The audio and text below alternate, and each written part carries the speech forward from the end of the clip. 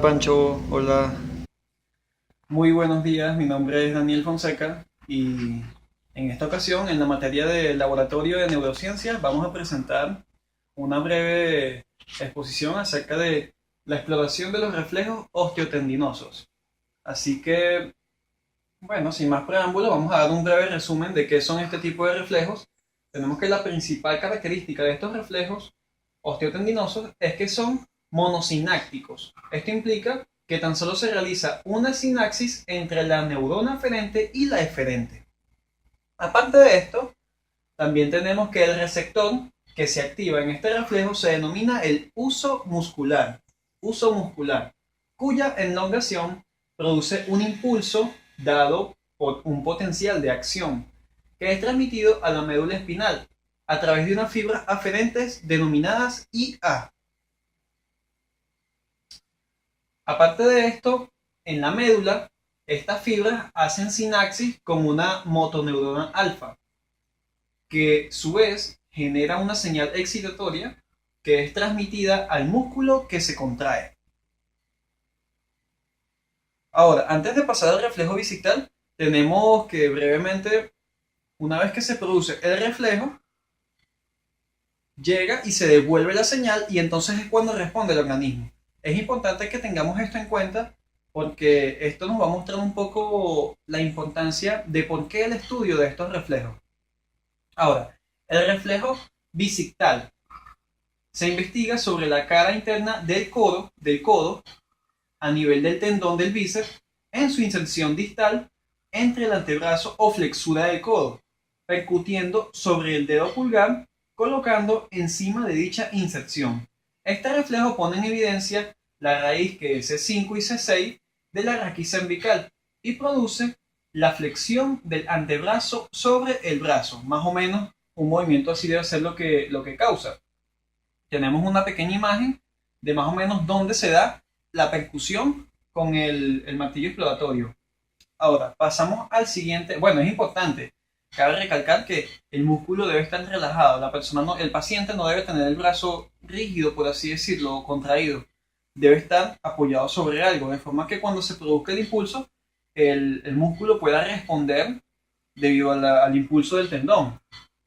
Ahora, el reflejo triciptal, se busca dejando colgar el antebrazo y percutiendo el tendón del tríceps situado sobre el codo, en el olecranón. Este reflejo pone en juego la raíz que es C6, C7 y C8. Un ejemplo lo tenemos aquí. El tendón del tríceps que pasa por la parte posterior del codo y simplemente ahí es donde se da la percusión con el martillo. Y la respuesta debe ser inmediata, por así decirlo. Si no es así, significa que hay un tipo de lesión. Ya vamos a explicar eso más tarde. El estilo radial. Ese reflejo consiste en percutir la apófisis del estilo radial, dejando el antebrazo doblado y relajado. Este reflejo pasa por la raíz C6, C7 y C8. Podemos ver esta imagen dónde es que se debe dar el golpe. Específicamente es en el radio, no debemos confundirlo con el cúbito. Siempre existe esa confusión, pues, cúbito, radio, entonces recordemos, bueno, que todo radio tiene antena, entonces el radio va a ser el hueso que esté en la parte superior. De esa forma lo podemos identificar. Y bueno, el golpe, la percusión, debe ser en esa parte. Recordamos también que pone en juego la raíz que es la C5 y la C6. Aparte de esto tenemos el cúbito pronador, totalmente opuesto. Se percute en la estiloides cubital en posición antebrazo medio doblado y en ligera supinación. Implica la pronación de la mano. Raíz C6, C7 y C8. En este caso, bueno, es todo lo contrario a lo que hicimos en la vez anterior. La percusión se da del lado opuesto. La vez pasada lo hicimos de este lado. En esta ocasión lo vamos a hacer en la parte de abajo, así como lo muestra la imagen. El reflejo rotuliano, con la rodilla flexionada y la musculatura del músculo bien relajada, la percusión del tendón rotuliano produce la extensión de la pierna por contracción del cuádriceps. Este reflejo está provocado por la raíz L2, L3 y L4. Básicamente, el paciente debe tener su pierna totalmente relajada para que al momento de la percusión el tendón pueda mandar el impulso directamente y el músculo cuádriceps pueda responder. Nos falta este último reflejo que es el Aquiles o aquileo. Se busca percutiendo el tendón de Aquiles, estando el paciente, por ejemplo, arrodillado sobre la camilla de exploración y con los pies colgando por fuera de la camilla. Se explora así la raíz S1 que provoca la contracción del músculo tríceps sural que produce la extensión plantar del pie. Entonces, ya más o menos entendimos cuál era la forma en que debe estar el paciente, con la pierna colgando sobre la camilla y ahí se da la pequeña percusión. Ahora, el resultado de este estudio puede ser la ausencia de respuesta, que se esté haciendo la percusión y nada, o sea, hay una ausencia totalmente. La segunda puede ser una respuesta pendular, que es que el miembro va a quedar haciendo la función de un péndulo. Y la última puede ser una respuesta exagerada.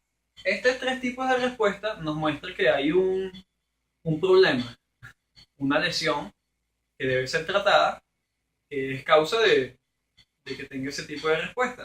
Ahora, ¿cuál es si no hay nada de esto y la respuesta es totalmente normal, significa que por ese lado el reflejo está actuando bien. Ahora, la importancia de este estudio para el área de la psicología tiene que ver en que si el individuo presenta algunas conductas que no son normales, algunos movimientos, o no los produce simplemente, vale la pena estudiar en el reflejo.